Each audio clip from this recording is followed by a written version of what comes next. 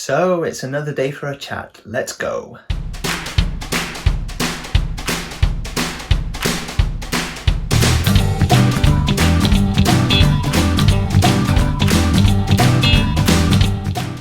Hey guys, this is Shebs from Shebs the Wanderer, helping you to wander, discover, explore. It's another day for Take a Wander with Shebs, and I've got another guest to talk about their travels. Today I've got Karl Watson. He is a YouTube sensation. Karl has over 110,000 subscribers and he makes various documentaries on his travels. My aim today will be to discuss with him about these documentaries and any tips he can give to someone like myself. And here's a few shots of Karl on some of his journeys.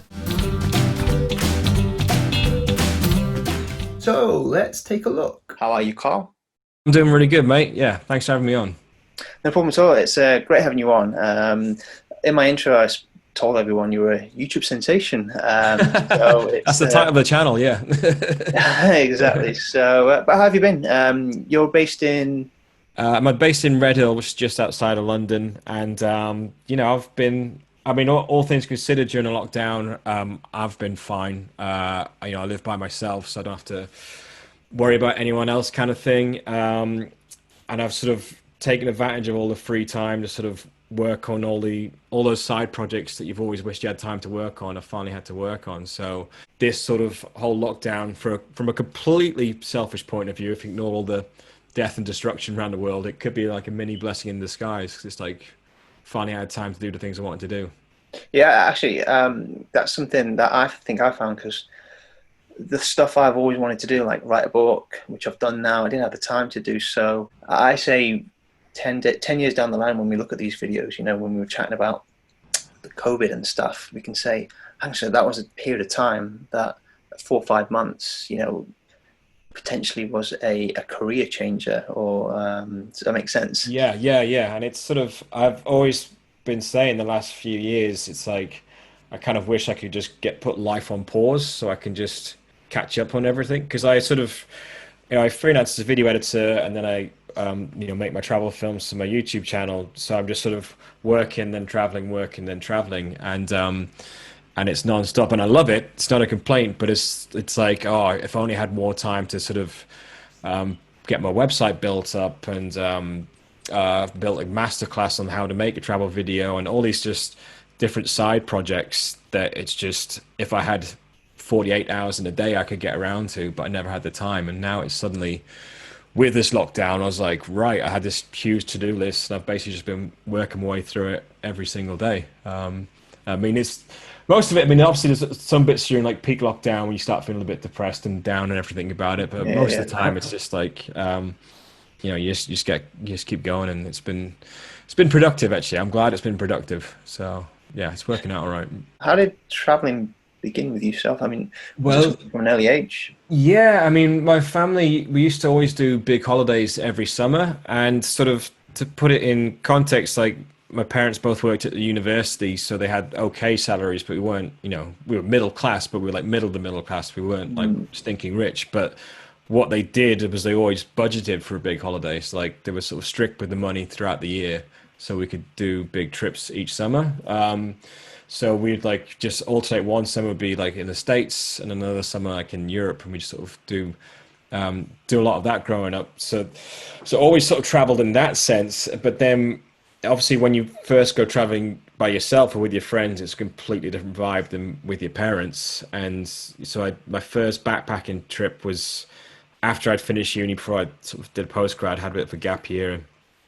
And once it was, I did a 6-month trip, sort of working in New Zealand, but had a month in Australia at the start. And once you get out there, I remember sort of almost the exact moment I was sort of bitten by the travel bug, if you like, because and it's not like a giant sort of crazy cultural experience. It was just, we were on Fraser Island, and we'd driven to this secluded lake, and we basically set up cool boxes for goalposts. We were playing football on the beach, having a few beers at 10 a.m. in the morning.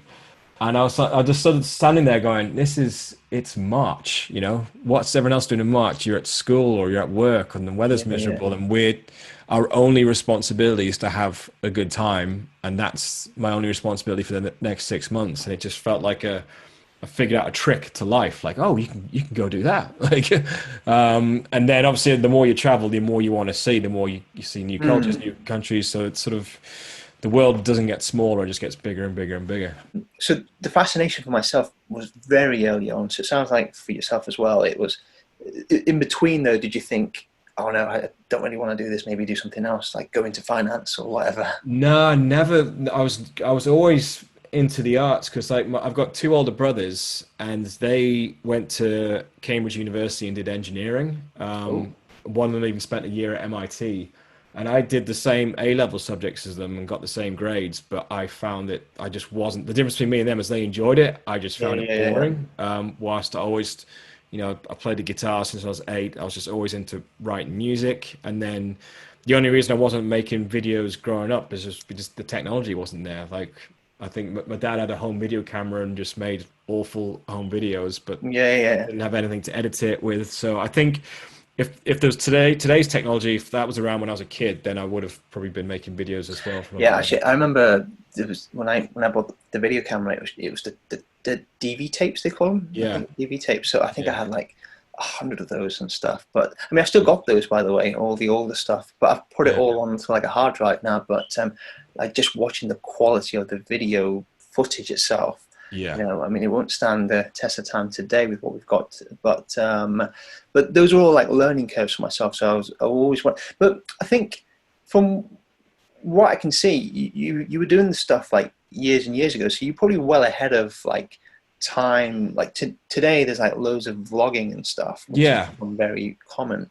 But it sounds like you've been well ahead of the game anyway. So maybe Yeah, I mean, it's probably one of the reasons why I do like more TV style documentaries. I mean, because that's what I was inspired by, like stuff like Long Way Round and Long Way Down with Hugh McGregor and Charlie Borman. And so it wasn't, again, if I'd started 10 or 20 years later, I might have grown up watching vlogs and I would have been inspired by them. So then I might have tried to make vlogs. But when I started, vlogs didn't exist and being a yeah, YouTuber didn't exist. But TV documentaries did. So I was like, oh, I'll try and make, I love those films. Well, I'll try and make one of those films of my trips. And then the only reason I started eventually putting it online was just to share it with the friends and people I met on the trip. And then, so it all just kind of, the whole YouTube channel just kind of grew in front of me.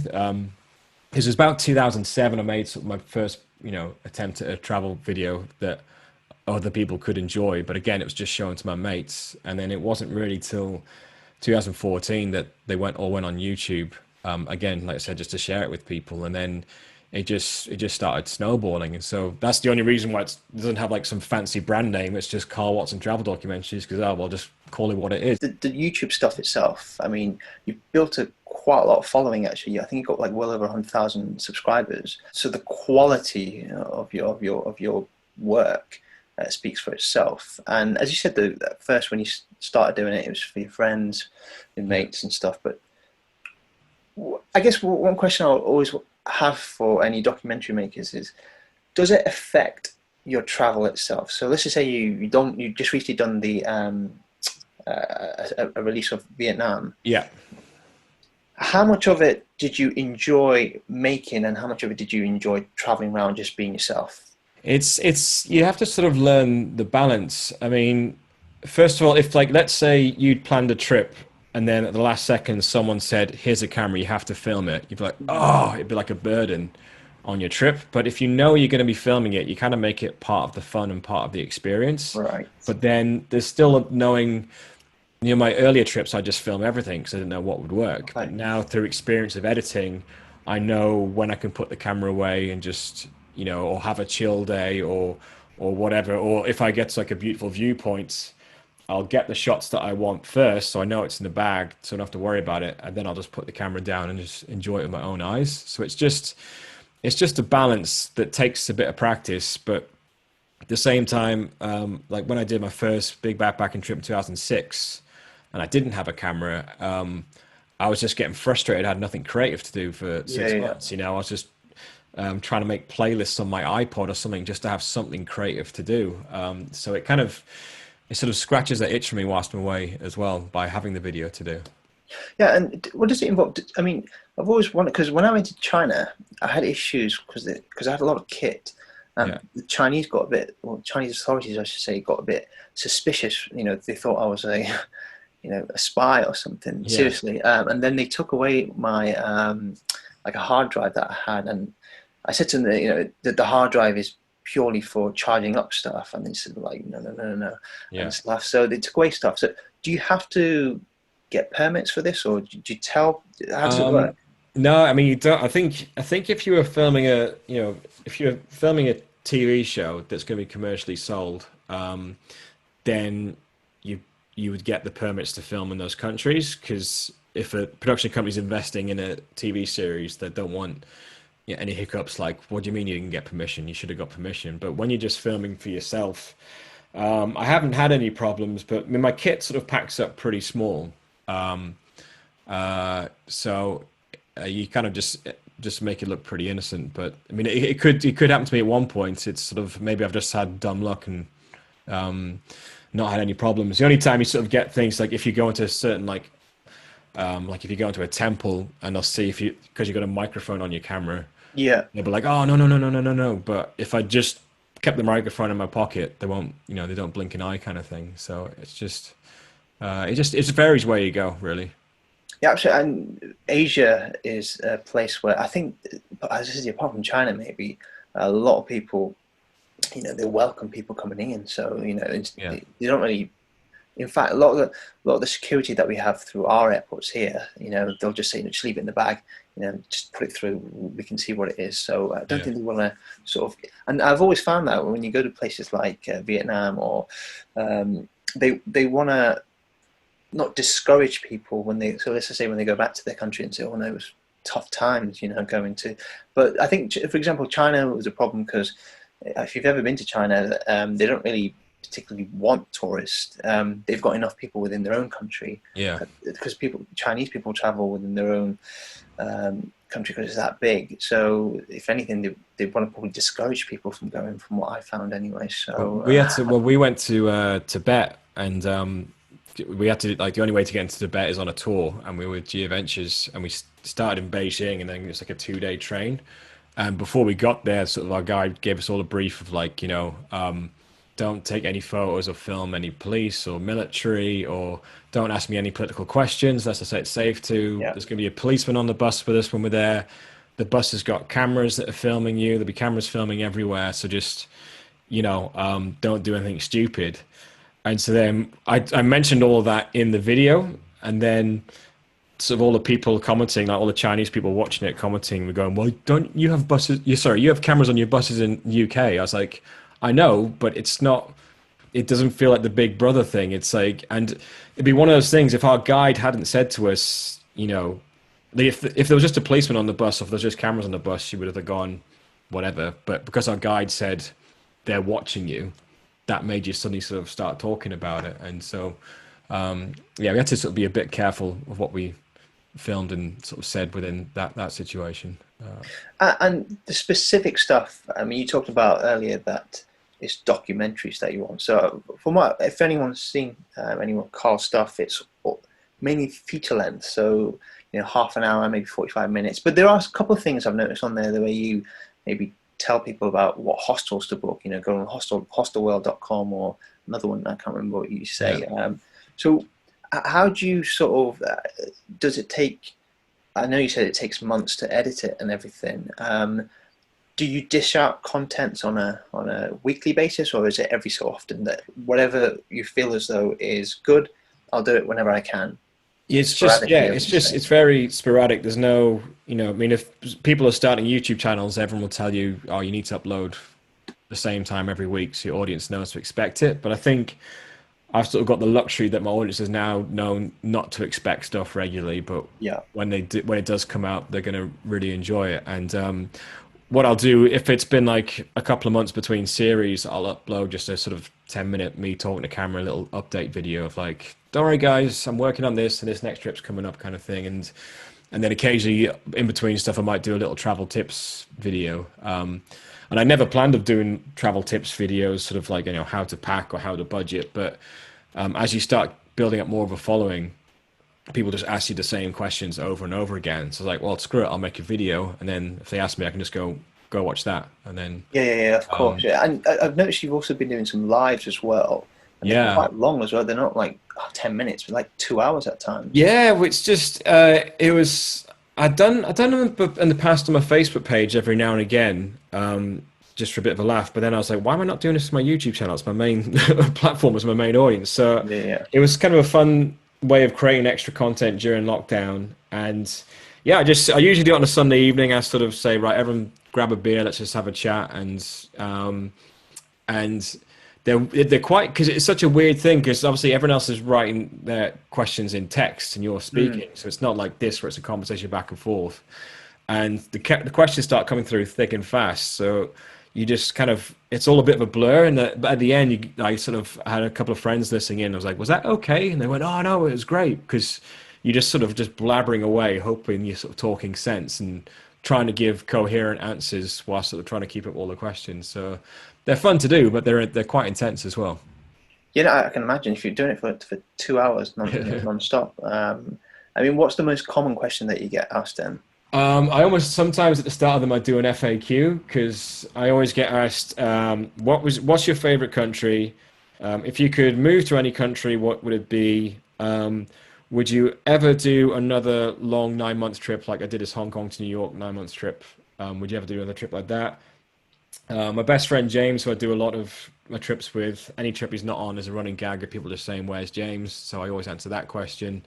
And also, like, oh, do I work full time as a YouTuber, or how do I make my money? So it's about sort of 5 questions you're going to get asked every time. So sometimes on the lives, I'll just sit there with a pen and paper and go, "This is the FAQ, right? I'm going to answer these, bang, bang, bang, bang. Right, what else you got?" And if someone joins the chat late, they might be going, "Oh, hey, Carl, what's your favorite country?" And everyone in the chat's Yeah. going, "You missed the FAQ, too bad." The one thing I don't like answering actually is the number of countries I've been to. I mean, I only started counting when everyone kept saying, "Oh, how many countries?" And I was like, well, I've not actually Exactly the counted. same. Yeah.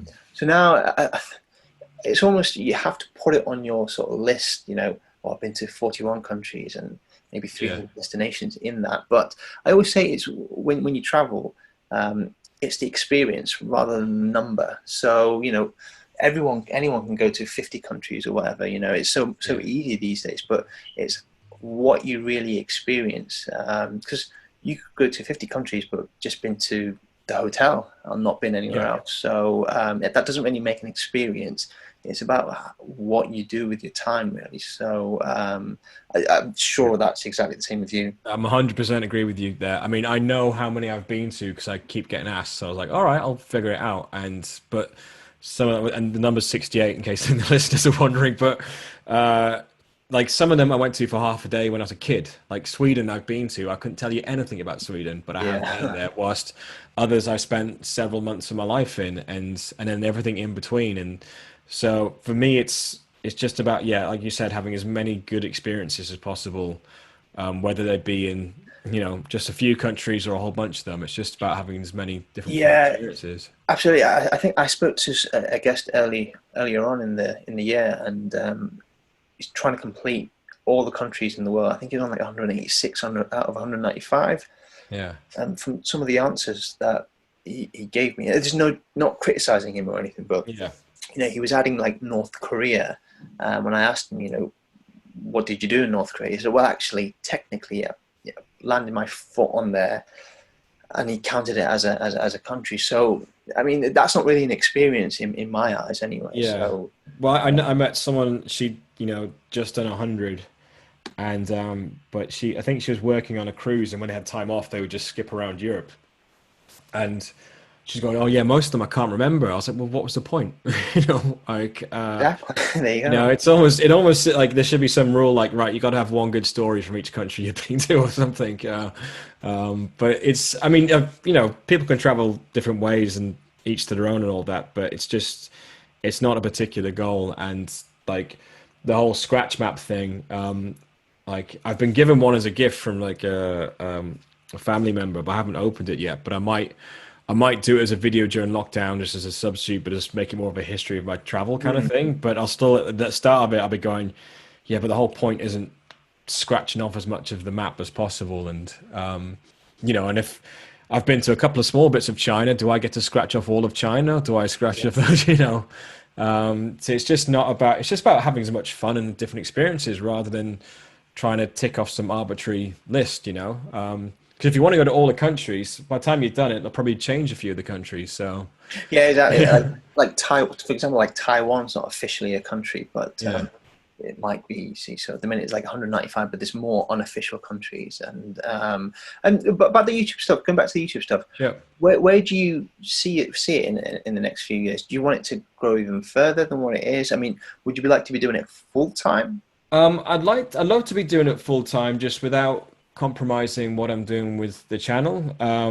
If I can keep it, it's sort of finding ways to sort of make money out of it without it turning into a shopping channel. Because every as soon as you start having a successful channel, you get emails every day going, "Oh, can you do a product review of this?" Yeah, or yeah, yeah. product placement of this, or can you open your video going, "Oh, this is brought to you by Squarespace," or whatever. And it's like, it's But not what I. would that be tempting though? Because that will obviously cover the financial aspect of everything really that you want to do as a document. Yeah, it would depend on the brand and whether it's relevant and stuff. It's sort of because most of the stuff is just like, oh, a VPN or a electric toothbrush or a travel wash bag. It's just not.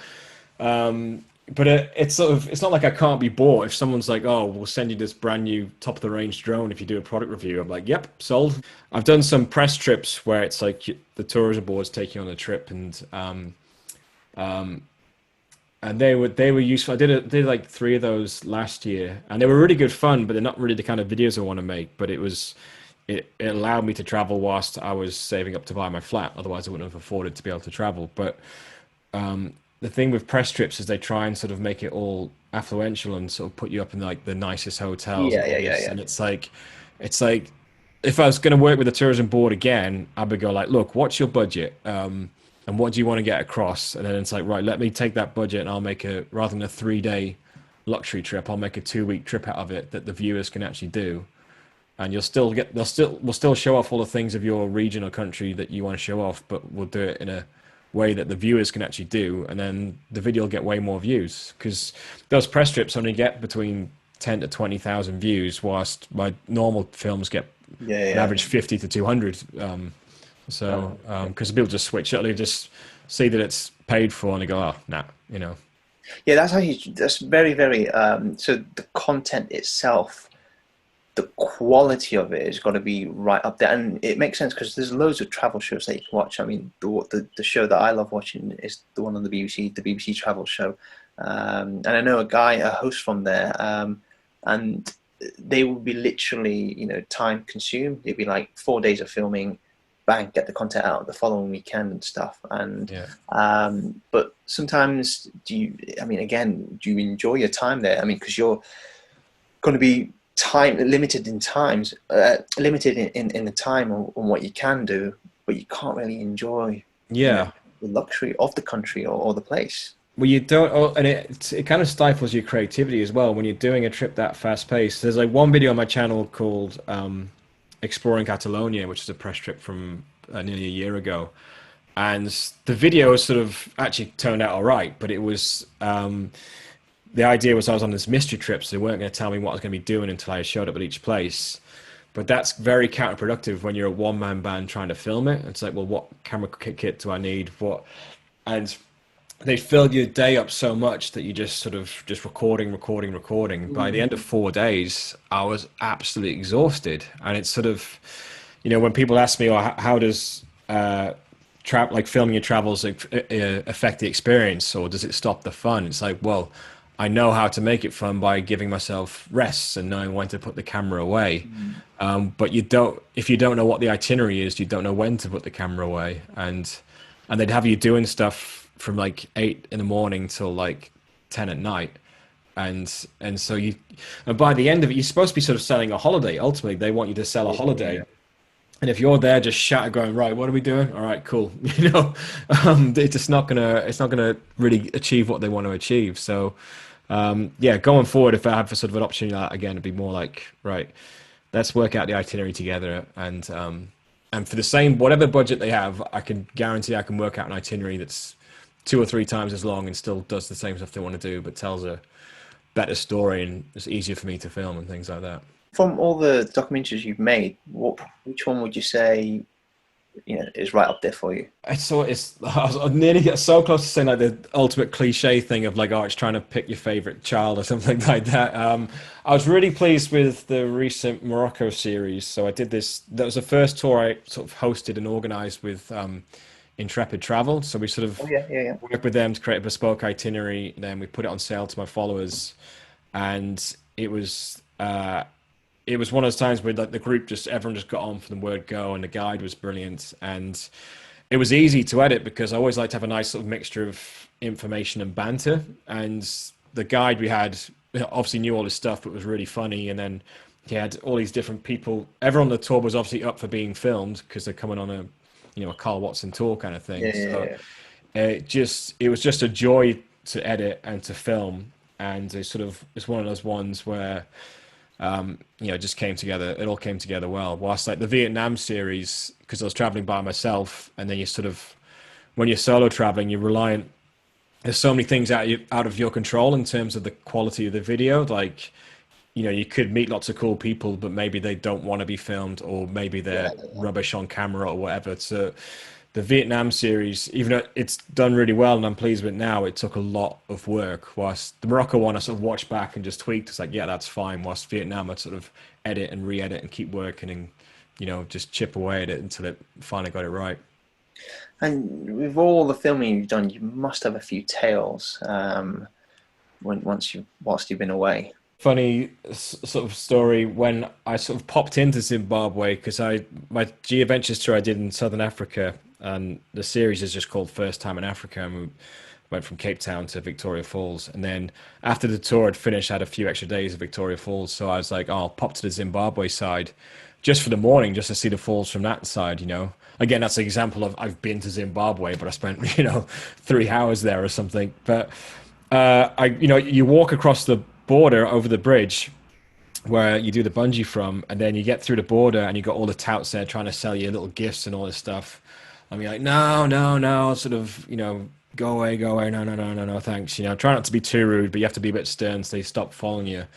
And then I go up to the entrance to the waterfalls on that side, and I tried to pay with my card, and they wouldn't accept any of my cards. Yeah, yeah. I was like, oh, and I was like, um, do you take Zambian money? And they were like, no, we'll take US dollars. Right.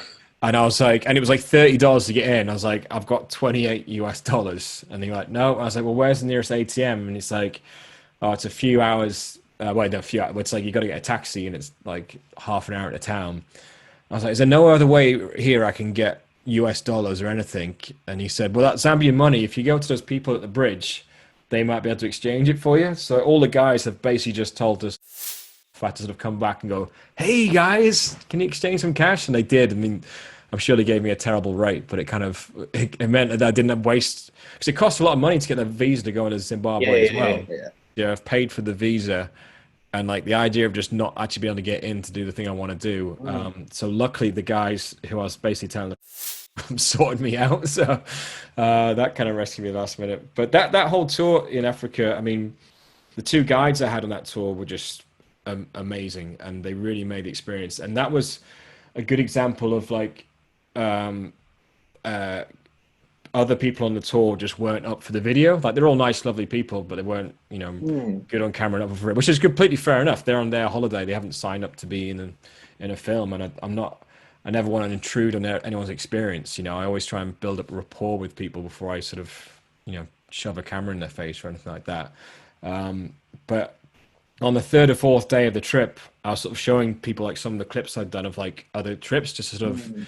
try and encourage them. And some of them were like, yeah, I don't mind. It's all good. You can film us. And then we sort of did this whole running down the dunes, June 45 in Namibia.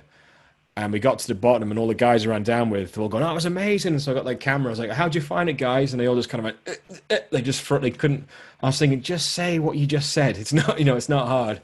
Yeah, yeah. And so I was thinking, oh, this video, it's just gonna, even though I'm gonna be on this big tour, it's just gonna be, it's like I'm doing a solo trip of me on my own Yeah. in Africa. And then I got back to the camp where our guides were preparing us breakfast, and I was like, "Oh, guys, And so I went up to them with the camera, how's breakfast doing? And one of them's like, I'm making the best eggs. And the other one's like, no, I'm making the best bacon. And they just started having this pretend sort of argument to the camera. And I was like, there we go. That's the video. It's going to be me and these two traveling around with Africa with a bunch of like other tourists just out of focus in the background. But the funny thing is as well, like, there's a couple of them right at the start, people in the group are going, oh, I see you filming, but do you mind not filming me? I'm not. I was like, yeah, don't worry. I'm not Yeah. here to intrude any experience. You know, it's your holiday.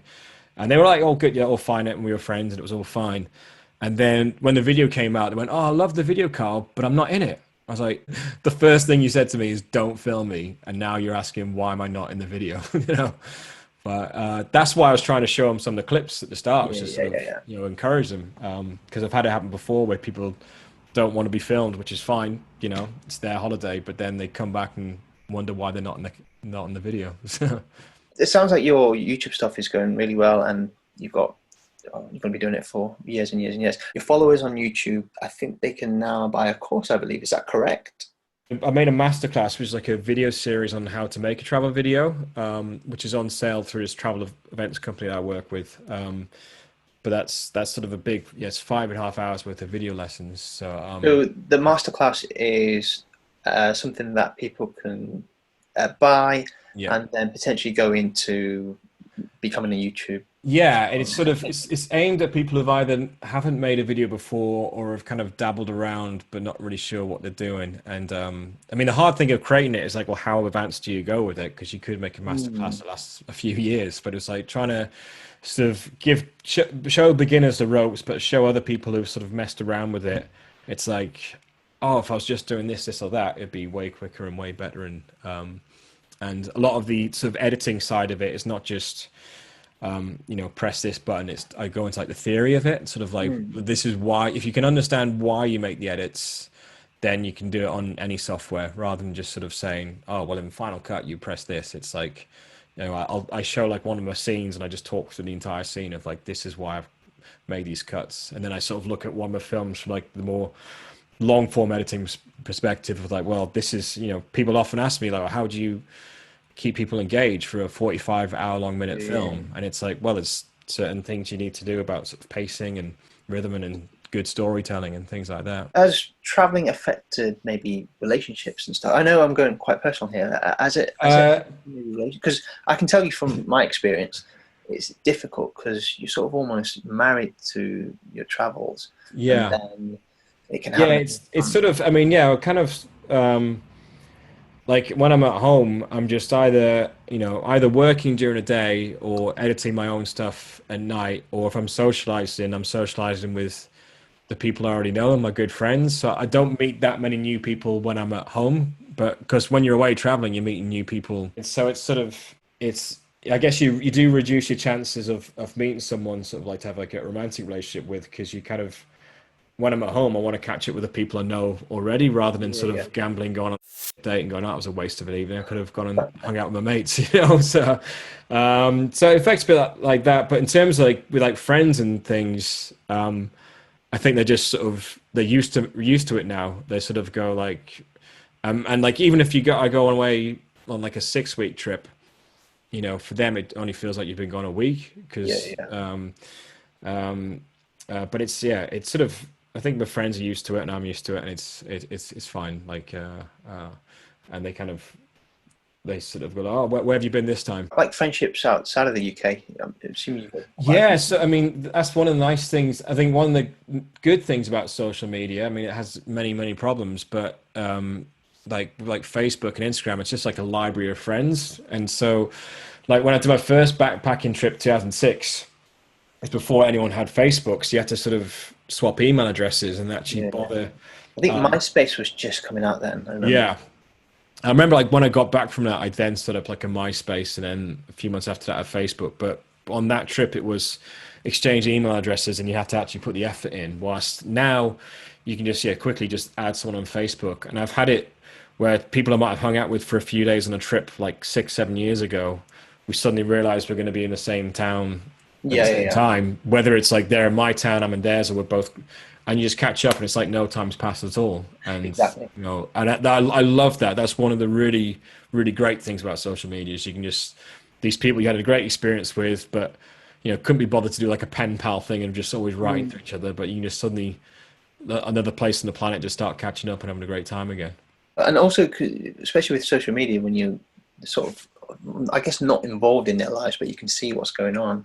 And then when you meet up, for example, and I've met a couple of people after we met traveling, instantly it's like an instant, because you've got that connection, don't you, through Yeah. travel, and you wouldn't have been talking to one another if there wasn't any sort of connection to begin with. But I think I found like the last 5 months, whilst we've been in lockdown, I've met so many people online where I've been chatting to them, and next thing you know, in fact, one of your mates as well. Next thing you know, we were chatting for like hours and hours and hours, and I think that's been the beauty. And I think, as you said, that there is parts, problems with social media, but that is definitely the good part. What would you say that you've learned from the pandemic? What have I learned? That I really am a terrible cook. It's one of the things I want to get better at. I think I think one of the main ways I've changed during the lockdown, because I managed to, like, I got through all my to-do lists and stuff. That was good, but sort of my health and my weight over the last 3 years has fluctuated quite a bit. And Right. then during lockdown, I was thinking, right, I'm going to get in shape, but I just, you're stuck inside all the time, and then you just end up, having a few beers or whatever. But then about a month and a half ago, I got like a Fitbit. Yeah. And then just by the thing that I needed was just to be able to quantify what I was doing, and it made, I lost like a stone in weight, and it was Stone in it weight, was by the way, for the American viewers, oh 14 pounds. 14 pounds, yes. Yeah. And it was it did, like, it's because I've met up some friends since then, and they've sort of noticed the difference, and it's like, what's your secret? It's like, well, it's just dieting and like eating right and exercising. There's no hidden thing, but the thing for me was just being able to quantify it. So when you sort of do go for a walk or run or do a little workout, sometimes you feel like you might have done a workout and feel like you've not made any difference at all. But by being able to quantify it, it's like, no, yeah, that's still counted towards it and things like that. And eating all the healthy food, seeing the difference that makes. But then if you have a really good day of exercise, like right now, you can treat yourself to a beer or whatever and stuff. So it's sort of like finally cracked something I've been trying to do for like the last 3 years. So that was pretty good. But I guess the only other thing I've learned, which wasn't so much learn, it's just a healthy reminder of just how much I love traveling. Like Well, it's yeah, sort yeah. of it just sort of the first 2 or 3 months of lockdown when I was editing the Vietnam series, I had that as my escape. But now it's just like, oh God, come on, I just want to go away now. In some respect, doing this has it's felt like I've been traveling with people, because I've been talking to people about their experiences and stuff, and I've learned a lot from talking to people. I mean, hundreds of people, literally, and I think, yeah, it was also made me realize I'm sort of starting to feel the itch a little bit that I really want to go somewhere, and some of the places I want to go to haven't really opened up. And that's another Yeah, thing, by the way, for me. As I said to you earlier, it can't just be a tick box exercise where, yeah, because Europe for us is open, we can get to Europe, but yeah, I don't really want to go to Europe. I want to go to, first destination I want to go to is Uganda. That's yeah. not open yet. So I'm just waiting for the right places to open up again, and then go from there, really. Yeah, well, it's sort of opened up in the right way as well. I mean, because I'm hoping to do like a little England and Scotland road trip at the end of September, with a friend or two, but it'll be all like the sort of outdoorsy stuff. Whilst, like right now, I'm editing an old island trip from a few years ago that I never got around to editing. But if I was to do another island trip right now, like 50% of that experience would be pubs, and Yeah, yeah, yeah, you yeah. want the pubs to be normal. Like you don't want to go to a place like you said, you could go to places in Europe, but it might all be a bit weird and a bit awkward. And if I'm going to go there, I want to fully enjoy it rather than just sort of being there for the sake of it. Whilst the sort of UK trip I got planned is sort of, because I grew up in the north, I grew up in Durham, and a lot of the places in the countryside out there I've been to a million times, but not for like 20 years. So it'll Yeah, be yeah. really fun to go back there, then get up to the Highlands of Scotland and stuff like that. But it'll all be outdoorsy, so it won't. The lockdown won't. Well, not lockdown. I guess it's just precautions now. Won't affect the experience. Whilst if you're going somewhere, I don't know, if you wanted to go to Italy, you want to enjoy all the cafes and things like that. And I don't want to go away just for the sake of going away. I want to actually get to enjoy it. So One more last question before I let you go. Anything that we can look forward to? I know you said just the island trip you're editing out. Anything else that we can look forward to? Yeah, so I guess the projects that are coming up on the channel is an old island trip from 2014 that I just never got around to editing, and now I've got the time to do it. It's good. It's a good laugh actually. I'm about halfway through it now, and it's sort of it's I could obviously make a way better film today, but the story's still there, and it's like quite a few good laughs. And then I'm going to be doing a retrospective film on my sort of Hong Kong to New York trip from 2013, where we did 9 months around the world. So just kind of looking back on it and telling some of the untold stories from the video and things, which I think a lot of people, that series like one of the most popular series on my channel. So there's sort of lots of people who are, I sort of said, oh, would you be interested in me doing this kind of video? And everyone's like, yes, yes. Like, all right, cool. Right, I'll put that together. And so there's that. And then hopefully get to do this UK road trip at the end of September. And then we're hoping to do a tour in Thailand in January, but it's just if they open up. So there should be enough few like things on my channel sort of keep it going along. And again, I'm fortunate that I don't upload that often, so it's not a huge difference to normal times if I get these other little bits and pieces out. Karl, it's been fantastic having you on. Thank you for speaking to us. Just before I let you go, where can people find you? You search on YouTube Karl Watson, that's Karl with a K, or Karl as Americans like to pronounce it, Karl Watson-Travel Documentaries, and then the handle on Instagram and Facebook and Twitter is Karl Watson Docs. But yeah, YouTube's where it's all at. And I've got a website, karlwatson.net, that's got everything on as well. So that's how you can find me. Amazing. Well, cheers, Karl, and hopefully we'll see each other soon. Yeah, cheers, mate. It's been really good fun. Really good fun. Cheers. There you go, guys. That was Karl Watson. Hopefully you all drew some inspiration from that. As you can tell, he is a proper storyteller and generally down-to-earth guy. And remember, if you want to watch any of Karl's documentaries, to subscribe to his YouTube channel, Karl Watson-Travel Documentaries. That's it for another edition of Take a Wander with Shebs. Hopefully you all enjoyed the show. Until next time, bye for now.